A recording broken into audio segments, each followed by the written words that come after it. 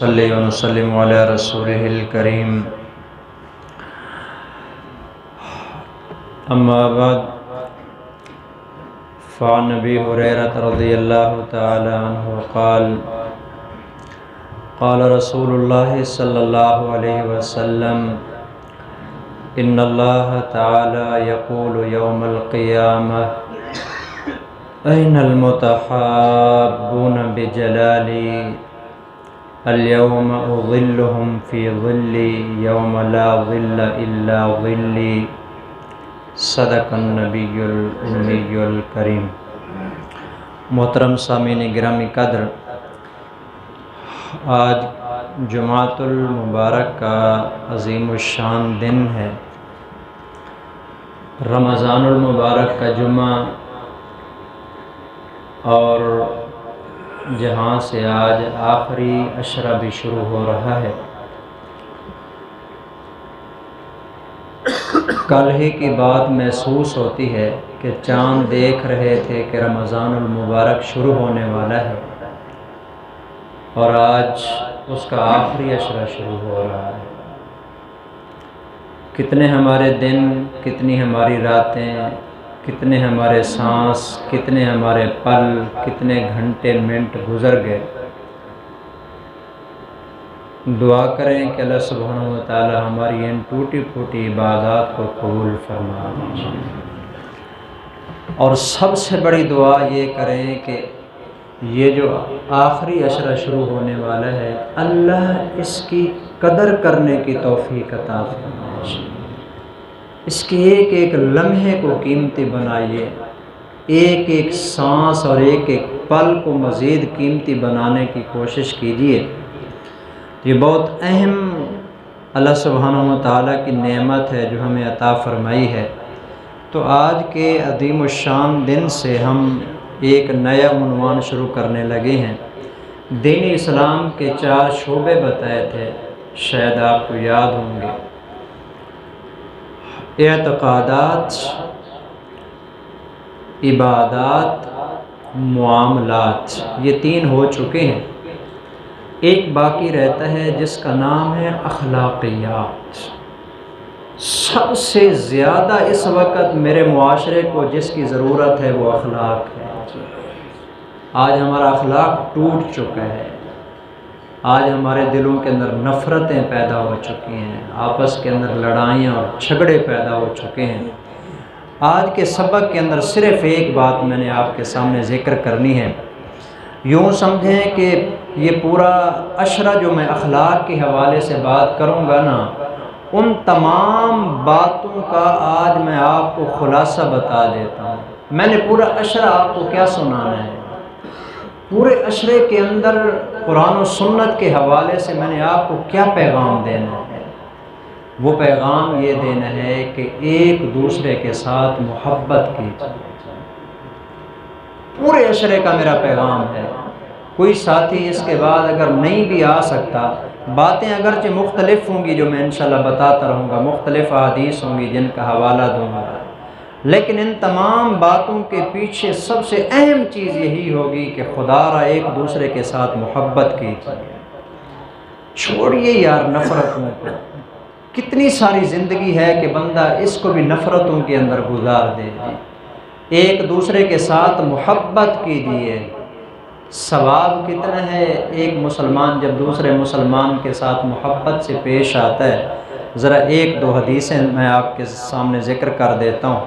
پہلی حدیث تو یہی ہے کہ رسول اللہ صلی اللہ علیہ وسلم نے ارشاد فرمایا، حضرت ابو ہریرہ راوی ہیں کہ نبی اکرم صلی اللہ علیہ وسلم نے فرمایا کہ قیامت کا دن ہوگا، اللہ فرمائیں گے ان اللہ تعالی یقول یوم القیامت، اللہ قیامت کے دن فرمائیں گے این المتحابون بجلالی، وہ لوگ کہاں ہیں جو میری وجہ سے ایک دوسرے کے ساتھ محبت کیا کرتے تھے۔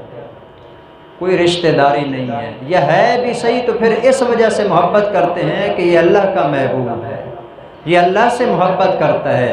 کہاں ہیں جو لوگ ایک دوسرے کے ساتھ میری وجہ سے محبت کرتے تھے؟ آج جب کہ کوئی سایہ نہیں ہے میرے عرش کے سائے کے علاوہ، الیوم اظلہم فی ظل یوم لا ظل الا ظلی، جب اللہ کے عرش کے سائے کے علاوہ اور کوئی سایہ نہیں ہوگا، اس دن اللہ ان کو اپنے عرش کا سایہ عطا فرمائے۔ محبت کرنے والے، اگلی روایت سنیں گے، یہ بھی حضرت سیدنا ابو ہریرہ رضی اللہ تعالیٰ عنہ سے روایت ہے۔ فرماتے ہیں کہ رسول اللہ صلی اللہ علیہ وسلم نے فرمایا، ان رجلا زار اخا لہ فی قریۃ اخری، یہ ایک واقعہ ہے، تھوڑا سا توجہ دیں گے، موجودہ زمانے کے اعتبار سے بہت اہم بات ہے جو میں بتانے لگا ہوں۔ آپ علیہ السلام نے فرمایا کہ ایک آدمی تھا پہلے زمانے کے اندر، زارا اخا لہ فی قریۃ اخری، وہ اپنے کسی بھائی کی ملاقات کے لیے چلا گیا جو کسی اور بستی میں رہتا تھا، سگا بھائی نہیں تھا اس کا، ویسے جیسے کوئی کسی کو بھائی کہہ دیتا ہے۔ تو ایک آدمی دوسرے آدمی کو، مسلمان بھائی کو، دوسری بستی کے اندر صرف اسی لیے وہاں گیا کہ اپنے بھائی سے جا کے میں ملاقات کر کے آتا ہوں جی۔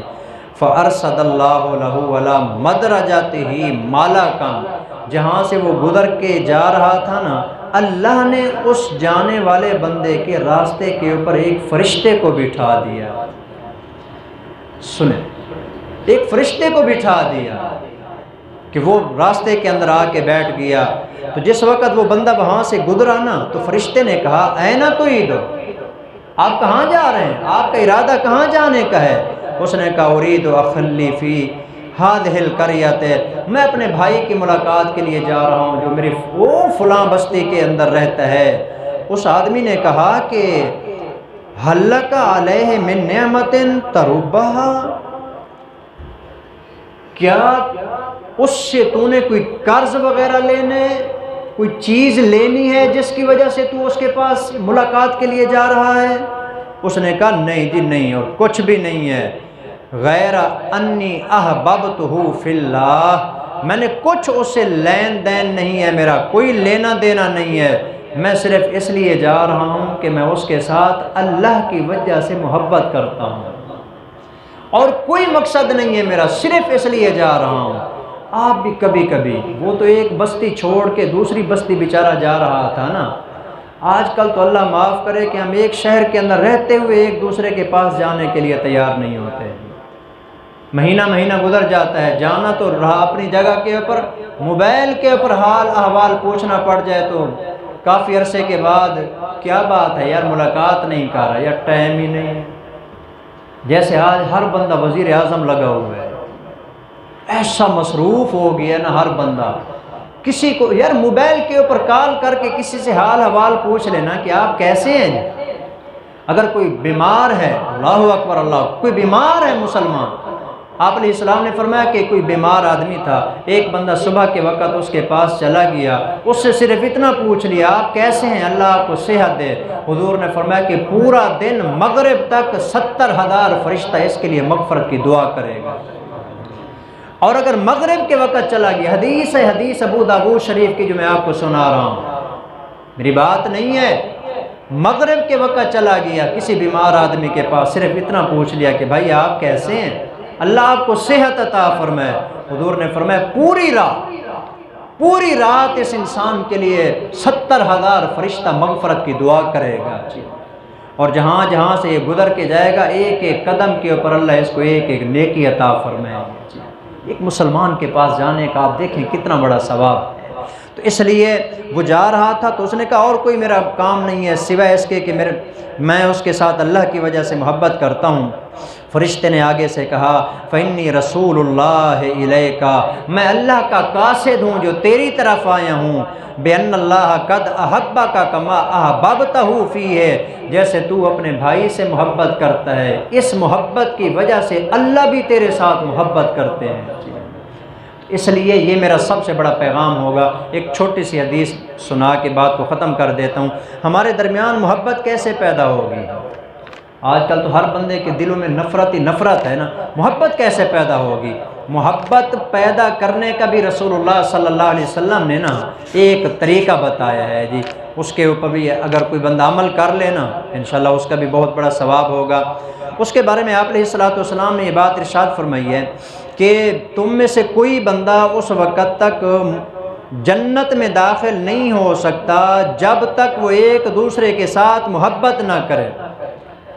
لا تدخلوا الجنت حتی تحابوا حتی تؤمنوا، جب تک تم ایمان نہیں لاؤ گے اس وقت تک تم جنت میں داخل نہیں ہوگے۔ اور آپ نے فرمایا کہ اس وقت تک تمہارا ایمان کامل نہیں ہوگا جب تک تم ایک دوسرے سے محبت نہیں کرو گے۔ اور آخری جملہ جو اصل کے اندر میں نے بتانا تھا، آپ نے فرمایا کہ میں تمہیں ایسا وظیفہ بتاؤں جس کے کرنے کی وجہ سے تمہارے دلوں میں ایک دوسرے کی محبت پیدا ہو جائے۔ جی یا رسول اللہ ضرور بتائیں۔ آپ علیہ السلام نے فرمایا کہ ایک دوسرے کو سلام کیا کرو، اللہ تمہارے دلوں میں محبت پیدا فرما دیں۔ محبت پیدا کرنے کا بہترین نسخہ ہے جی، اس لیے آج کا ہمارا سبق یہ ہوا، یہ جو ایک دوسرے کے ساتھ محبت ہے، پاکیزہ محبت جس کو کہا جاتا ہے، اللہ کی وجہ سے کسی سے محبت کرنا، یہ بہت بڑی اللہ کی نعمت ہے اور بہت بڑی عبادت ہے۔